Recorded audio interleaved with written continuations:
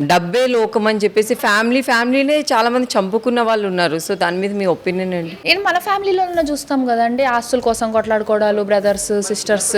ఆ చిన్నప్పటి నుంచి చూసేది డ్రామానే ఇది మనకి, చిన్నప్పటి నుంచి ఎంటర్టైన్మెంట్. సో ఫ్యామిలీ రిలేషన్స్ అదే, ఈ డబ్బులు పిచ్చి ఎక్కువైపోయి, ఆస్తుల మీద పిచ్చి ఎక్కువైపోయి ఫ్యామిలీ మెంబర్స్నే కాదనేసుకుంటున్నాము.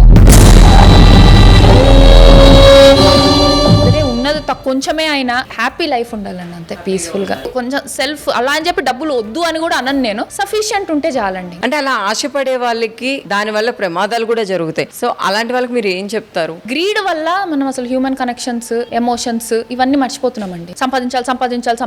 సంపాదించుకుంటూ వెళ్తున్నాము. ఎప్పుడు వెన్ ఇస్ ద ఎండ్? నేను అనేది అదే, నువ్వు 60 ఏళ్ళు వచ్చేయి, నువ్వు ఎన్నో కోట్లు సంపాదించావు, ఆ టైం వస్తుందా అంటే మీ యూత్ వస్తుందా? వాపస్ లేదు. మీ ఫ్యామిలీ పిల్లలు పెద్దగా అయిపోతారు, మీ పిల్లలతో స్పెండ్ చేయాలన్న టైం రాదు తిరిగి. సో ఎంతో కొంత లిమిట్ ఏదో డిసైడ్ చేసుకోమని చెప్తాను నేను జనాలకు. ఒక చిన్న గోల్స్ పెట్టుకోండి, ఇంతవరకు సంపాదించాలనుకోండి, అది అనుకొని ఫ్యామిలీతో మంచిగా ఎంజాయ్ చేసి సెల్ఫ్ సఫిషియెంట్గా ఉంటే చాలు అన్నది నా ఫిలాసఫీ అండి.